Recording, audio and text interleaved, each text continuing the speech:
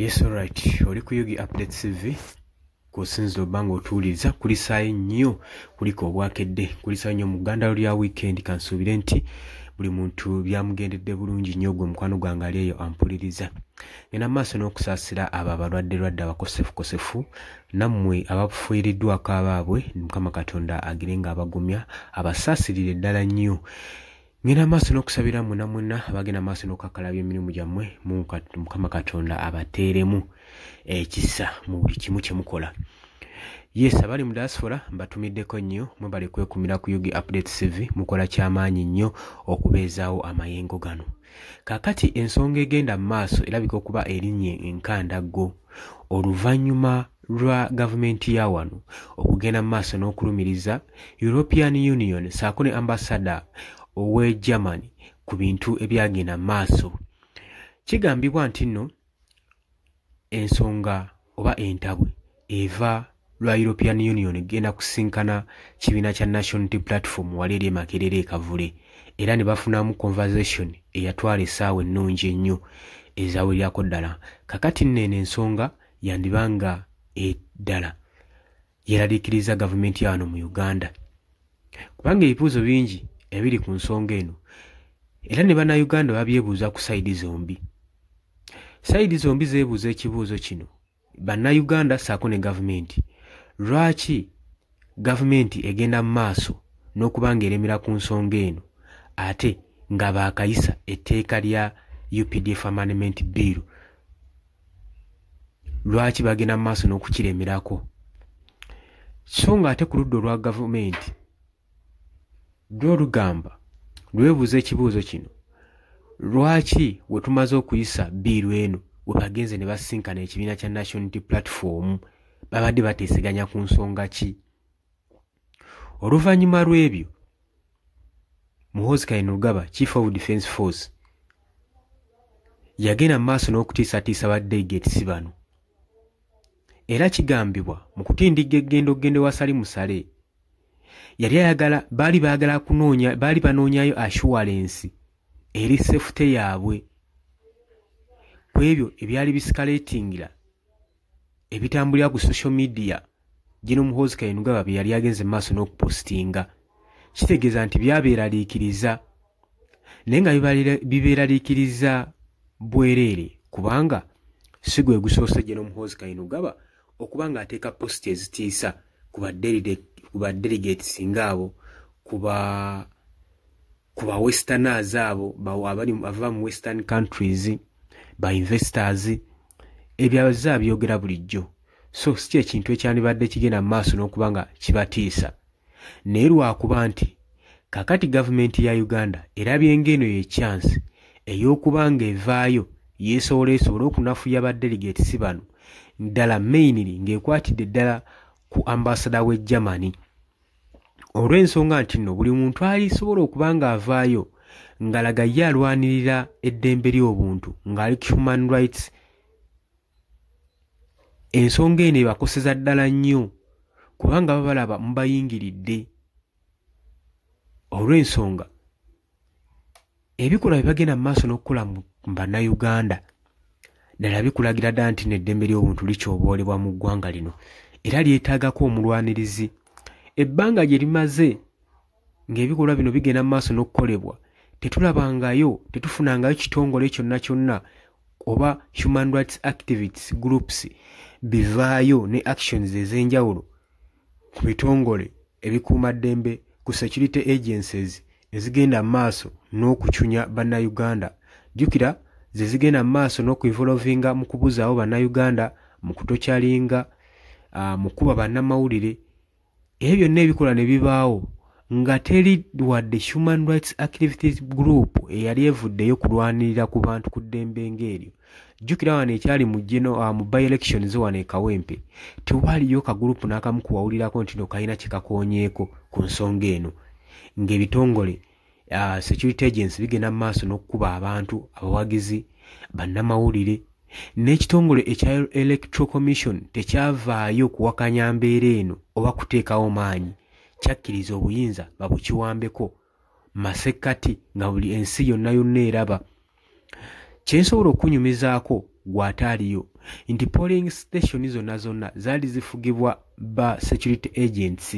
ng'oyinza okugamba be ba electoral commission era eggwanga lyavunaananya aba electoral commission bano okuwaanyisiganya obuyinza n'ebitongole ne military agencies kuli kwali kuwaanyisiganya buyinza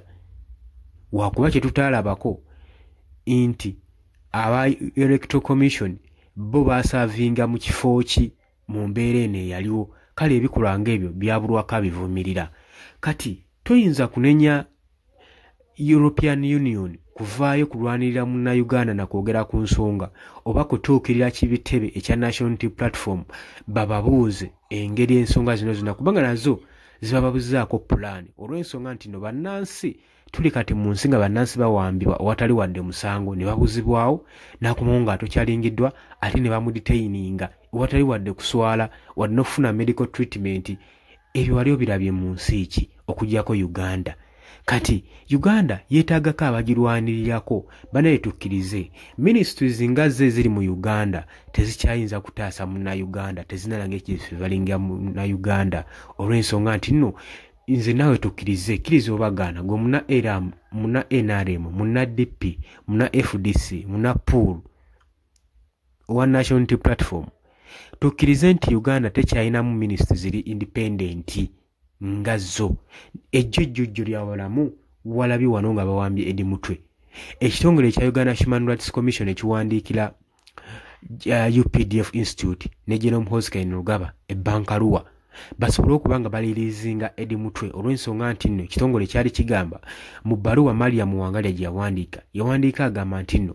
Edi Mutwe mwamuwamba mu bumenyi bw'amateeka ne mubuzaawo ne wayita essaawa ezazirina okubeera ng'ateebwa oba ng'atwalibwa mu kkooti temwakikola mumuleese mumukyunyiza mutokyalinze mumulumiriza ate ne mumala ne mumudetaininga nga tafunye na medical care era ng'abasaba mu bunnambiro basobole okuba nga bakola ki nga bamulirizinga era Mariam Wangalya mu bbaluwa ye yeewaana mu comments ze yakola ng'agamba nti nno ye ng'ekitongole kye ekya Uganda Human Rights Commission balina authority balina obuyinza okusinziira mu article constitution ya Uganda yagamba article 53 ebawa omwagaanya okuba nga bakwata ene high ranking officer eyeenyigira mu kyobola eddembe ly'obuntu kabeere wa government ng'ali ku level ki balina authority emukangavula naye ebyo byonna nga maze byogera walabako action n'emu taking a place newankubadde Edi Mutwe yasigala akwatiddwa tewali action so Uganda tekyetaaga bitongole bigirwanirira mu bigambo kati yeetaagako ebitongole biyinza okugirwanirira mu bikolwa awo tujja okukakasa nti nno ministries zikola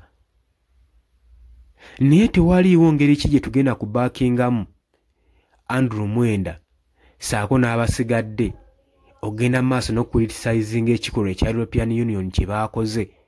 ekyokusinkana ku kitebe kya National Unity Platform saako n'ekyogenda wa Jerusalem Musale nga bacomplaininga nga banoonya safety yes safety balina oginoonya kubanga ba diplomatic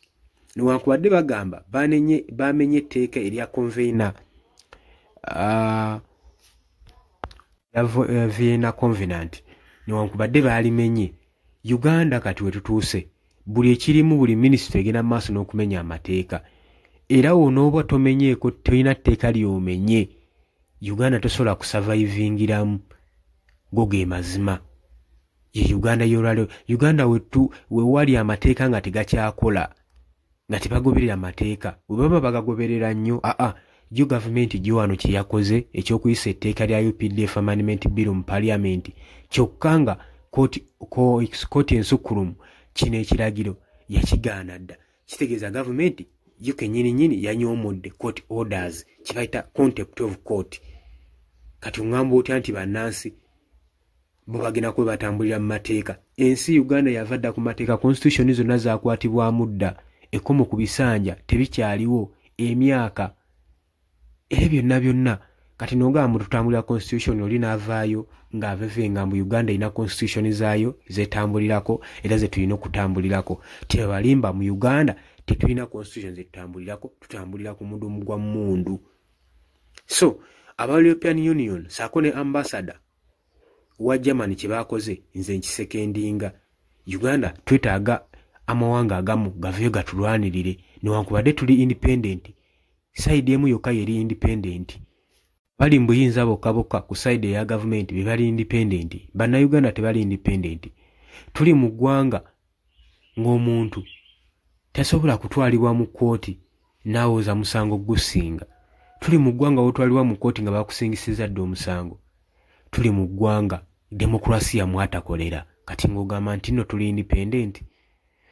Amma nkujukizaako ku Yugi Updates TV ko sinzo bango tuuliza gwatana tweyungako kirira wansi waliwo ekigambo subscribe kikoneko oberenga naawe otweyungako ddala mulungi nnyo mukwano gwange. Naye nkutegeeza tewerabirako na mukadde kakuyambeko kuleetera notification message osobole okuba ng'otufollowinga ng'ofuna information mu budde. Abali mu diaspora emitala w'amayanja Qatar, Oman, Dubai, Saudi Arabia, US, abali mu Qatar, abali South Africa, abali ku mulwana wa Kenya mbatumiddeko nnyo. Mwebale kwekumira ku Yugi Updates TV. Tugenda kuba nga tukomawo osobola okujja mu comment section n'oteekawo endowooza yo okusinziira ku mulamu wange woguwulira.